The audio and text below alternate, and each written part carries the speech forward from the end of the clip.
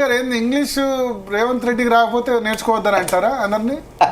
ఇప్పుడు నాకు ఇంగ్లీషు రాకున్నా అంటే సక్రమంగా ఫ్లూయెన్సీగా మాట్లాడటం రాకున్నా పేదల మనసు తెలుసు, వాళ్ళ కష్టాలు తెలుసు, ఆ సమస్యలు నేను పరిష్కరిస్తా అని భావం. అది ఇంగ్లీష్ నేర్చుకోవద్దని కాదు అక్కడ. కాబట్టి వీళ్ళు ఈ విధంగా అనుకోవటం వాళ్ళ దురదృష్టకరం, అంతకన్నా నేనేం చేయలేను. ఇప్పుడు కేసీఆర్ గారికి రేవంత్ రెడ్డి గారికి పోలిక మీరు అన్నారు ఇందాక. హెలికాప్టర్ దిగుతుంటే అది మేము కూడా ఉన్నాం. మా ఓల్డ్ పీజీ హాస్టల్ ముందే జరిగిన సంఘటన. తెలంగాణ ఉద్యమంలో కేసీఆర్ గారు అంటే మేమంతా పనిచేసినాం తెలంగాణ కోసం, నిరుద్యోగులందరినీ. ఎవరు మీరు పనిచేసారు? మాకు వ్యతిరేకంగా పనిచేస్తే ఆ టాపిక్ పోదామంటే పోదాం. మీరు కాంగ్రెస్ వాళ్ళు మేము రాజీనామాలు చేస్తే మా మీద పోటీ చేసిన వాళ్ళు మీరెట్లా మాట్లాడారు? పార్టీ రిప్రజెంటేటివ్ నువ్వు అది మాట్లాడదాం. మా సబ్జెక్ట్ పోరాటం చేసిన మీరు ఎన్నికలు వినండి. కేసీఆర్ కి నిరుద్యోగులకి ఎడ పంచాయతీ అయిందంటే అక్కడ మొదలు పెడతా నేను. సరే నేను కూడా వస్తా. వినండి నేను ఒక్కనే కాదు. రైట్ ఓల్డ్ మీరు అడ్డుపడకండి. సభ్యతగా మీరు మాట్లాడినాం, ఉద్యమాన్ని తీసుకుపోదామంటే అదే మాట్లాడాలి. ఉన్నతంగా చెప్పండి మీరు చెప్పండి. స్వామి గారు సౌమ్యంగా ఉండండి కొంచెం. చెప్పండి మీరు చెప్పండి మీరు చెప్పిన తర్వాత. కేసీఆర్ గారికి నిరుద్యోగులు పంచాయతీ ఎక్కడొచ్చింది? తెలంగాణ ఉద్యమంలో నేను కాదు చాలా మంది విద్యార్థులు స్వచ్ఛందంగా ఎందుకు పాల్గొన్నారు? మనం మా కొలువులు మాకు కావాలంటే మనకు ఉద్యోగాలు వస్తాయి, సీమాంధ్ర ఉద్యోగులు వెళ్ళిపోతారు, వాళ్ళు మన ఉద్యోగాలు వాళ్ళు చేరుతున్నారు కాబట్టి అనుకున్నారు. అయితే ఒకే ఒక తప్పు ఏం చేశారంటే మేనిఫెస్టోలో ఎలక్షన్ జరిగేటప్పుడు జరిగిన సంఘటన ఇది. కాంట్రాక్టు క్రమబద్ధీకరణ ఒక లైన్ పెట్టారు. అయితే పిహెచ్డీలు, డాక్టరేట్లు, తర్వాత గెజిటెడ్ ఉద్యోగాలకు పోటీ పడే నిరుద్యోగులు అందరూ కలిసి కాంట్రాక్టులు ఎవరు చేస్తారని చెప్పి దాని మీద ప్రశ్నించారు. దానికి సమాధానం లేదు. గెజిటెడ్ ఉద్యోగాలను కూడా నీకు క్రమబద్ధీకరిస్తారా అని చెప్పి విద్యార్థులు జేఎల్ డిఎల్ ఉద్యోగాలు క్రమబద్ధీకరిస్తారా అని చెప్పేసి పెద్ద ఎత్తున ఓయిలో పోరాడు కిరణ్ కుమార్ రెడ్డి దిష్టి బొమ్మలు కూడా తగలబెట్టారు ఈ విషయంలో జేఎల్ డిఎల్ దగ్గర. ఆడ ప్రత్యక్షంగా మేము కూడా ఉన్నమాట. ఆ తర్వాత కేసీఆర్ గారు కూడా ఈ విధంగా వైఖరి అవలంబించేసరికి నిరుద్యోగులు నిరసన వ్యక్తం చేశారు. ఏ గ్రౌండ్లో హెలికాప్టర్ దిగుతా ఎన్నికల ప్రచారం కోసం వస్తున్న చిలకలగూడలో ఆయన వస్తుంటే దిగనీల విద్యార్థులు ఆ రోజు ఘాటుగా స్పందించారు విద్యార్థులు. కాబట్టి దానివల్ల ఇప్పుడు మరి యూనివర్సిటీ నష్టపోయింది కదా మీరు చేసిన దానివల్ల. 10 సంవత్సరాలు వెనక్కి పోయింది కదా. ఆయనకి ఇగో హట్ అయింది. భర్త గారు రాష్ట్రపతి వచ్చినప్పుడు కూడా గొడవ చేశారు. అల్టిమేట్ వినండి వాడుకొని మేము కష్టపడింది మేము కాంట్రాక్ట్ అధ్యాపక లెక్చరర్లు ఎవరైతే ఉన్నారో వాళ్ళు ఏం పోరాటాలు చేశారు? బయటికే రాలేదు వాళ్ళు కిరణ్ కుమార్ రెడ్డికి భయపడి. అట్లాంటి మా ఉద్యోగాలు వాళ్ళకు మీరు ఎట్లిస్తారు, గెజిటెడ్ ఉద్యోగాలు ఎట్లిస్తారని చెప్పి నిరసన తెలిపారు. ఆ నిరసన మనసులో పెట్టుకుని అధికారంలోకి వచ్చిన తర్వాత అసలు నిరుద్యోగులు సర్వనాశనం చేసే ప్రయత్నం చేశారు. మేం కాదు టూరిజం చేసేది ఆర్ట్స్ కాలేజ్ని తాజ్ కృష్ణకు బంజారాకు ఇవ్వాలంటే అడ్డుకున్నాం మేము. ఆడ నిరుద్యోగ జేఏసీగా మేము ఎప్పుడు రావద్దు శతాబ్ది ఉత్సవాలు అప్పుడు కూడా మాదైన శైలిలో నిరసన తెలిపింది తప్ప ఎందుకు రాలే? వచ్చిపోయారు కదా. మరి వచ్చి ఏమి ఉరగబెట్టారు కేసీఆర్ గారు చెప్పండి? 200 కోట్లు ఇస్తానని చెప్పి శతాబ్ది ఉత్సవాలకి ఆడ లెక్కల్లో జీవోల్లో చూస్తే 50 కోట్లు కూడా ఇవ్వలేదు మొత్తం. అంటే 150 కోట్లు ఎగ్గొట్టిర్రు. మోసం చేసింది మీరు. ఇవాళ రేవంత్ రెడ్డి ఆ శతాబ్ది ఉత్సవాల సందర్భం కూడా మాట్లాడనివ్వలేదు, గొడవ చేశారు. అవును, ఇప్పుడు గొడవ చేస్తే ఏం జరిగింది? ఎవరు నష్టపోయినారు? నష్టపోలేదా? ఉస్మాన్ లో చదువుకుంటే నష్టపోయారు. మీరు విద్యులు చెప్తున్నా. ఇప్పుడు రేవంత్ రెడ్డి వచ్చినప్పుడు గొడవ చేసినా నేను తప్పు పట్టా, కేసీఆర్ వచ్చినప్పుడు గొడవ చేసినప్పుడు తప్పు పట్టా. అల్టిమేట్ గా ఏంటంటే కేసీఆర్ వచ్చినప్పుడు ఎన్ఎస్యుఐ, టీడీఎస్యు, ఎస్ఎఫ్ఐ గొడవ వేస్తాయి. రేవంత్ రెడ్డి వచ్చినప్పుడు ఏబీపీ, ఎన్ఎస్యుఐ గొడవ వేస్తాయి. గొడవ వేస్తే అల్టిమేట్ గా విద్యార్థులు నష్టపోతున్నారు, సంఘాలు నష్టపోవట్లే. ఇప్పుడు పాలకుడికి పగ ఉండకూడదండి. విద్యార్థుల మీదైనా ప్రజల మీదైనా పగ కక్ష పెంచుకోవద్దండి. అది ప్రజాస్వామ్యానికే విరుద్ధం అది. మరి రేవంత్ రెడ్డి గారిని ఎంతమంది అసంతృప్తి లేరు నిరుద్యోగులు? ఆయన వచ్చిండా లేదా? 1000 కోట్లు ప్రకటించండి లేదా? 189 జీవో. కేసీఆర్ గారు వీళ్ళతో నాకేం అవసరం అనుకోండి, ఆయన ఈ యూనివర్సిటీ నాకేం అవసరం అనుకొని బ్లాక్ గ్రాంట్లు అంటే ప్రతి సంవత్సరం ప్రతి యూనివర్సిటీకి ఉస్మానియాకి అయితే 450 కోట్లు ఇస్తే తన సొంత ఆదాయం ద్వారా యూనివర్సిటీ రన్ చేసుకొని నడుపుకుంటుంది. కానీ కేసీఆర్ గారు 250 కోట్లు దాటనివ్వలేదు. 300 కోట్లు ఏనాడు రాలే. కానీ ఇలా రేవంత్ అడుగుతున్నారు కదా రాకేష్ గారు, స్వామి గారు, నేను అబద్ధం ఆడను, పోదాం యూనివర్సిటీ పోదాం. గత సంవత్సరం ఈ సంవత్సరం ఎన్ని బ్లాక్ గ్రాంట్లు ఇచ్చారో 450-400 కోట్లు ఇచ్చారు. మీరు 250 కోట్లు దాటనైపోతే 400 కోట్లు ఇచ్చారు. పేపర్ చూపెట్టమన్నాను సార్ ప్లీజ్. కాబట్టి పేపర్ గా నేను పోదామంటున్నా. ఏడిపోతావు నువ్వు అధికార పార్టీ నీ దగ్గర లెక్క లేకుండా ఉత్తగానే సేమ్ రేవంత్ రెడ్డి నువ్వు కూడా మీరు నువ్వు గవర్నమెంట్ ఉన్నావు మొత్తం డిక్లేర్ చేసి బయట పెట్టు 20 సంవత్సరాలు బయట పెట్టు. ఎందుకు సార్ నువ్వు చెప్పినప్పుడు అరే కాగితం లేకుండా ఎందుకు వచ్చినావు? మాట్లాడినా అరే మాట్లాడు కాదబ్బా, అధికార ప్రతినిధి, నువ్వు అధికార పార్టీ. భరత్ గారు మీరు అడగండి సార్, నేను అడుగుతా ఫీల్ అవుతుంది పాపం. కాదంటే ఒక్క నిమిషం డిబేట్ లో మీరు మాట్లాడారు, నేను మాట్లాడాను సార్. నేను మాట్లాడుతున్నా, ఎందుకు తప్పుతారంటున్నా మీరు? మానవతర గారు ప్రూఫ్ ఉందా అని అడుగుతున్నారు. దానికి అరే ప్రూఫ్ పోదామంటున్న భరత్ గారు మీరు కేసీఆర్ హయాంలో యూనివర్సిటీకి ఎన్ని బ్లాక్ గ్రాంట్లు వచ్చినాయి, మరి రేవంత్ రెడ్డి హయాంలో ఎన్ని వచ్చినాయి, రేపు మీరు కూడా కెమెరా తీసుకున్నాడు పోదాం. నేనే తప్పించుకొని పోవట్లే కదా. ఇది ఉత్తమ మాటల ప్రభుత్వం కాదు, చేతల ప్రభుత్వం. రేవంత్ రెడ్డి గారు భరత్ గారు ఇది అంటే వీళ్ళ అర్థమైపోయింది. అంటే విషయం లేకపోతే అడ్డుపడతారు ఎవరన్నా. బడ్జెట్ ఎందుకు అయ్యప్ప మాల వేసుకుని అడ్డుపడాల్సిన అవసరం ఏమని చెప్పండి. అబద్ధాలు ఆడుతుంటే నేను అనేది అంటే కాగితం చూపిమని అడుగుతున్నారు. ఓకే మీ దగ్గర చూపించండి. ఇప్పుడు బ్లాక్ ల్యాండ్ గురించి ఆయన అడుగుతారు, నాకు తెలియదు కదా. నేను అంటాను రేపు మీ జీటీవీ న్యూస్ యాడీ పోదు కదా, రేపు ఆ స్వామిని రమ్మనండి, నేను వస్తా, మీరు యూనివర్సిటీ దగ్గర పోదాం బయటపడిద్ది అంటన్నా. చేశారు శతాబ్ది ఉత్సవాలు 200 కోట్లు ఇస్తారని 50 కోట్లు ఇచ్చారా, 45 కోట్లు ఇచ్చారా, బయటపడింది అంటున్నా. నువ్వు 20 కోట్లు ఇచ్చినాం కదా. పేపర్ డిక్లేర్ చేయమని చెప్పి స్వామి అయ్యప్ప స్వామి అయ్యప్ప స్వామి మాలేసుకొని పద్ధతి మీరు మాట్లాడినప్పుడే మాట్లాడలేదు. బయటికి భరత్ గారు 189 జీవో ఇచ్చారు. ఇది ఉత్త జీవోని ఎట్లా అంటాడండి ఆయన? ఒకసారి జీవోని చూడమండి మొత్తం కూడా. 1000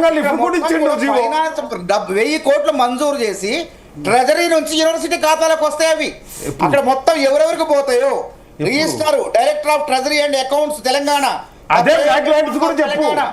మీరు గుర్తుపెట్టుకోండి, నేను చెప్తాను కదా, ఈ 1000 కోట్ల రూపాయలు యూనివర్సిటీ రాకపోతే అప్పుడు మాట్లాడమనండి. అరే యూనివర్సిటీ అభివృద్ధికి ఇస్తే జీర్ణించుకోలేకపోతారు. మీరు ఇయ్యలేదు. ఇచ్చిన రేవంత్ రెడ్డి ఆర్ట్స్ కాలేజ్కి వచ్చిన రేవంత్ రెడ్డిని కావాలని విమర్శిస్తే ఎట్లా చెప్పండి స్వామీజీ? అయ్యప్ప మాల వేసుకొని మీరు ఇప్పుడు ఆయనకి మంచి పని చేసి చెడు పని చేయలేదు. గతంలో ప్రజాస్వామ్యంలో పాలకులు ఓయూ రావాలంటే భయపడేవారు, కేసీఆర్ గారు మంత్రులు కానీ ఈరోజు మీరు ఎదుర్కొంటున్నా, అడ్డుకుంటున్నా, వస్తా మాట్లాడుతున్నారు. తప్పే ఉంది. కేసీఆర్ మీరే అన్నారు, ఓ ఇంకేంద్ర రేవంత్ రెడ్డి వస్తే నేను నరుకుతాం, గొరుకుతాం, చంపుతాం అని. అయినా కానీ వచ్చిండు. మీ టీఆర్ఎస్ వాళ్ళు మాట్లాడారు, ఖండించారు. ఇంకో మాట ఏమన్నారు సార్, 1000 కోట్లతో రాకపోతే నేను ఎంత చూస్తామన్నారు. ఇచ్చిండు కదా, మరి ఏం చూస్తారు ఇప్పుడు? చెప్పండి, ఇవాళ ప్రొటెక్ట్ చేశారా? ఎవ్వరు ప్రొటెక్ట్ చేయలేదండి. పోయేటప్పుడు మా తట్టుకోలేక ఆ బీఆర్ఎస్ ముసుగులో ఉన్నటువంటి కొంతమంది అది నిరుద్యోగుల కోసం రాలే ఆయన అక్కడికి. ఆల్రెడీ 40,000 ఉద్యోగాలు ప్రకటిస్తారని ఉస్మానాబాద్ లో చెప్పారు, మొన్న వేరే దేవరకొండలో చెప్పారు, వేరే సభల్లో చెప్పారు. ఆల్రెడీ చెప్పిన దాన్ని 10 సార్లు చెప్తారు. పొద్దాక ఎలక్షన్ తర్వాత నోటిఫికేషన్ వస్తుంది, 40,000 ఉద్యోగాలు భర్తీ చేస్తారన్నాం. ఇది ఉస్మానియా వేదికగా 1000 కోట్లు ఇస్తారన్న సభలో నిరుద్యోగాల గురించి ఎందుకు మాట్లాడతారంటే రేవంత్ రెడ్డి గారు చెప్పండి. ఇస్తే అంటే అంశం పక్కదారి పట్టకుండా, అరే ఆ సభల్లో 3 సభల్లో చెప్పిన 40,000 ఉద్యోగాలు ఇస్తా అని, ఈ సభలో నేను దేనికోసం వచ్చినా 1000 కోట్లు ఇద్దామని వచ్చిన దాని గురించి, విద్యార్థుల గురించి, విద్యా వ్యవస్థ గురించి మాట్లాడితే దాన్ని కూడా తప్పుపడతారండి? చెప్పండి. సభ రేవంత్ రెడ్డి గారు మాట్లాడినంతసేపు ఎక్కడ కూడా ఏం రాలేదు. పోయేటప్పుడు ఎవరో కొంతమంది ఉంటారు కదా ఉసుగొలిపిన వాళ్ళు ఇక్కడ యూనివర్సిటీ ఐడి కార్డులు కూడా తీయండి. వాళ్ళు ఎవరు నేనేమంటా అంటే, సరే ఇప్పుడు వాళ్ళు బీఆర్ఎస్ వాళ్ళు ప్రొటెక్ట్ చేశారు, ఇప్పుడు అంటే 1000 కోట్లు రిలీజ్ చేశారు. కేసీఆర్ కూడా అప్పుడు 200 కోట్లు ఇస్తా అన్నా, మరి మీరు కూడా ప్రొటెక్ట్ చేశారు, మీరు కూడా తప్పే కదా. అప్పుడు వినండి, అసలు మా ఆయన శతాబ్ది ఉత్సవాలకు వస్తానంటే నిరసన తెలపడం సహసిద్ధం. మరి కేసీఆర్ నిరసన తెలిపితే సహజిద్దాం అంటే రేవంత్ రెడ్డి వస్తే తెలపడం కేసీఆర్ ఎందుకు ఎవడు మాట్లాడొద్దండి? నిరసన 200 కోట్లు ఆయన ఇస్తాను. అప్పుడు 2017లో 200 కోట్లు అంటే పెద్దదే కదా, ఇప్పుడు 1000 కోట్లు. భరత్ గారు రేపు పొద్దున మళ్ళీ ఇదే టైం రేపు మధ్యాహ్నం పెట్టండి జీవో తీసుకొని వస్తా. నేను 200 కోట్లు ఇస్తా అన్నాడు, మీరు గొడవ చేసుడితో ఇవ్వలేదు. అసలు గొడవ కాదండి, 200 కోట్లు మంజూరు చేసినా అని చెప్పింది ముందే. 200 కోట్లు ఇస్తే ఆ డబ్బులు అప్పులు తీర్చలేక యూనివర్సిటీ యాజమాన్యం బాహాటంగా కార్యక్రమాలు చేస్తే 45 కోట్లు ఇస్తే తట్టుకోలేక యూనివర్సిటీ సొంత ఖర్చులు భరించుకుంది యూనివర్సిటీ యాజమాన్యం ఆ రోజు. మింగలేక కక్కలేక వాళ్ళు ఎవరికి చెప్పుకోలేదు, అనుభవించారు బాధలు ఆ రోజు వాళ్ళు. నేను అంటున్నా కేసీఆర్ గారు 200కి, రేవంత్ రెడ్డి గారు 1000కి పోలిక చూద్దాం. 200 ఇస్తే 45 కోట్లు ఇచ్చిండు. మేము నిరసన చేయాలి, రేవంత్ రెడ్డి గారు నిరసన తెలుపుతాను తెలియదా విద్యార్థులు, అయినా వచ్చిండు. మరి కేసీఆర్ గారు ఎవరు మాట్లాడొద్దన్నారు ఆ సభలో చెప్పండి? నిరసన తెలిపినా మాట్లాడాలా, సముదాయించాలా. నేను ముఖ్యమంత్రిని, మీకు న్యాయం చేయడానికి వచ్చిన, మేలు చేయడానికి మాట్లాడకుండా ఇవేం లేకుండా మౌనంగా ఉండిపోయి దొడ్డిదారులు వచ్చి దొడ్డిదారులు పోయి ఆ రోజు ముఖ్యమంత్రి గారు, మాజీ ముఖ్యమంత్రి గారు ఫీజు గురించి మాట్లాడమని చెప్పండి. తార్నాక నుంచి ఫీజు రియంబర్స్మెంట్ కూడా ఇస్తారు. అది ఫీజు రియంబర్స్మెంట్ సభ కాదు, యూనివర్సిటీకి 1000 కోట్లు ఇస్తారన్న సభ. మీ పుణ్యమే కదా 5600 కోట్లు బాకీలు పెట్టింది మీరే కదా. బాకీలు పెట్టి ఇవాళ మీరు మాట్లాడుతున్నారు. ఆ 5600 కోట్లు మొత్తం 7000 కోట్లు ఉన్నాయి. అవి దాదాపు అందులో 650 కోట్లు ఇచ్చిన ఇప్పటికీ వాళ్ళకి. యాజమాన్యాలే మాట్లాడలేదు, మీరు మాట్లాడుతున్నారు. మాటికి నా మాల గురించి మాట్లాడితే బాగుండదు రాయ్. నేను వేరే దయచేసి ఖబర్దార్, నువ్వు అయ్యప్ప మాల గురించి మాట్లాడే అర్హత నీకు లేదు. Don't talk about the my మాల. మేము మాట్లాడుతూ రాజకీయ పక్షంగా వచ్చిన నువ్వు తాపకు నన్ను తీస్తున్నావు. నువ్వే మతం ఏ కులం అని నేను తీయలే. నువ్వు తాపకు మాల గురించి మాట్లాడకు, నీకు అర్హత కూడా లేదు. నేను చెప్తున్నా, నువ్వు నా మతం గురించి నా ధర్మం గురించి మాట్లాడే అర్హత ఎవరికి లేదు. తాపకు నా గురించి మాట్లాడదు. పార్టీకి వచ్చినా పార్టీ గురించి మాట్లాడు. నీదే మతమో ఏ కులమో నేను మాట్లాడినా గుడ్ లాంగ్వేజ్. నేను ఒక పార్టీకి వచ్చిన, నా ధర్మాన్ని నేను నమ్ముతున్నా. నువ్వెవరా నా ధర్మాన్ని ప్రశ్నించడానికి? మీరు దొంగలు, మీరు దోపిడీదారులు. ఈ రోజు తాకట్టు పెట్టుకున్నారు మీరు. నా ధర్మం గురించి మాట్లాడారు. ఇది మంచి పద్ధతి కాదు భరత్ గారు.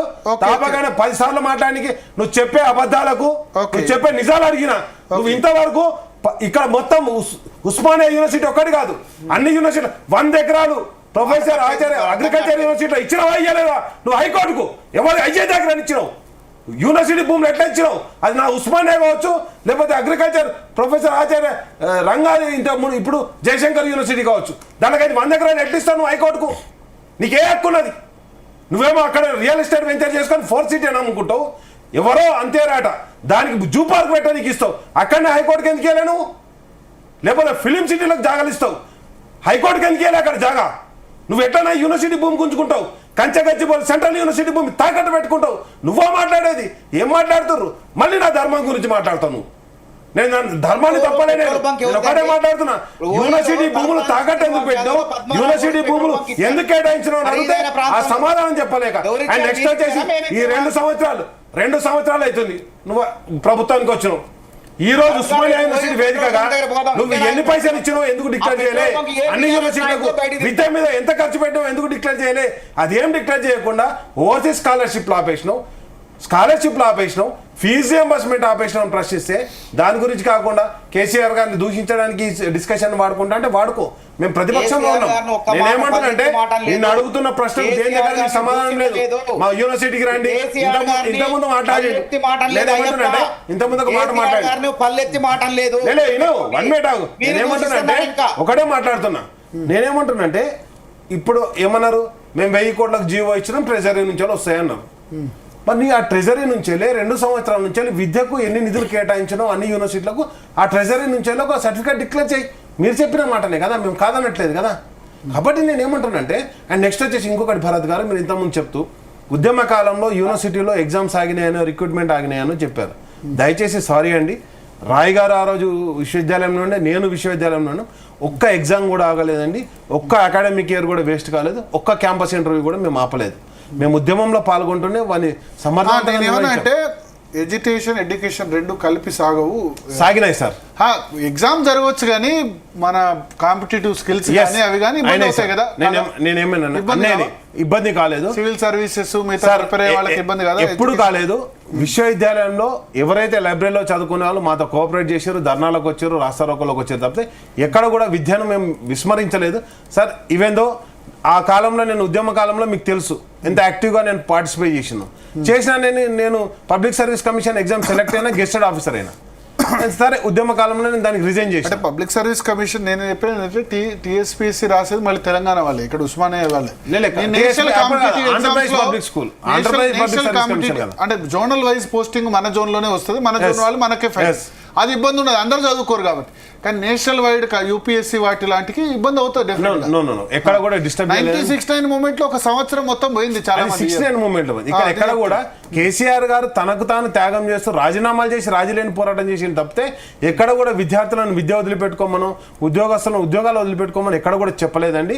ఆయన రాజీనామా కరీంనగర్కు 3 సార్లు ఎంపిక ఎలక్ట్ అయ్యింది మీకు తెలుసు. తర్వాత 10లో కూడా రాజీనామాలు చేశారు.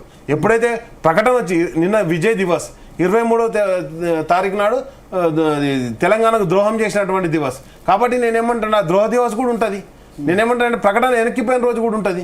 కాబట్టి ఆ ప్రకటన వెనక్కిపోయిన తర్వాత ఉద్యమం ఉవ్వెత్తం లేచింది. కానీ అప్పటివరకు ఎక్కడ కూడా పొలిటికల్ పార్టీగా మా పోరాటం అంతా కూడా వంట వార్పనో సాగరహారమనో లేకపోతే మిలియన్ మార్చ్ అనో ప్రోగ్రాంలు ఇస్తూ జనజీవనానికి ఎక్కడ డిస్టర్బ్ కాకుండా ముందుకు పోవడం జరిగింది. సరే సార్, ఈ సబ్జెక్ట్ నుంచి పక్కకు పోవడం ఈరోజు మనం విద్య వరకే కన్సర్న్ అయితే నేను ఒకటే అడుగుతున్నా, ఈరోజు ఇప్పటి వరకు విశ్వవిద్యాలయాలకు అన్ని విశ్వవిద్యాలయాలకు నేను శాతవాహన కావచ్చు, పాలమూరు కావచ్చు, లేకపోతే అగ్రికల్చర్ యూనివర్సిటీ కావచ్చు, కొండ లక్ష్మణ్ బాపూజీ కావచ్చు, అన్ని యూనివర్సిటీలకు కలిపి ఎన్ని నిధులు ఇంతవరకు శాంక్షన్ అయినాయి? ఇప్పుడు మీరు 1000 అంటారు కదా, ఆ 1000 శాంక్షన్ అయినాయి ఇంతవరకు. అవి ఏమన్నా లెక్క ఉంటే ట్రెజర్ నుంచి లెక్క శాంక్షన్ అయినా లెక్క ఏదైనా ఉంటే బయట పెట్టండి. అండ్ నెక్స్ట్ వచ్చేసి దయచేసి నేను ఒక విజ్ఞప్తి చేస్తున్నా, ఎక్కడైనా విశ్వవిద్యాలయాలకు పోతే విద్యను అభ్యసించడం ఎలా, ముందుకు కెరియర్ని బిల్డ్ చేసుకోవడం ఎలా అనే మన స్పీచ్ ఉండాలి. తప్పితే అసలు ఈ భాష నేర్చుకోకపోయినా ఆ భాష నేర్చుకోకపోయినా మనుగడ సాగిస్తాం కాబట్టి ఇవి అవసరం లేదు అని చెప్పేసి విద్యార్థులను డిగ్రేడ్ చేసేటువంటి అక్కడ పీజీ పిహెచ్డి స్కాలర్స్ ఉంటారు, వాళ్ళంతా కూడా ఆంగ్లంలోనే అభ్యసిస్తారు. కాబట్టి ఆ భాషను కించపరచడం ద్వారాను అక్కడ వచ్చినటువంటి విద్యార్థులను కించపరచడం ద్వారాను ఒక ఆనందాన్ని పొందొద్దని చెప్పేసి మాత్రం నేను విజ్ఞప్తి చేస్తున్నాను. శరత్ గారు ఉన్నారు ఇవాళ.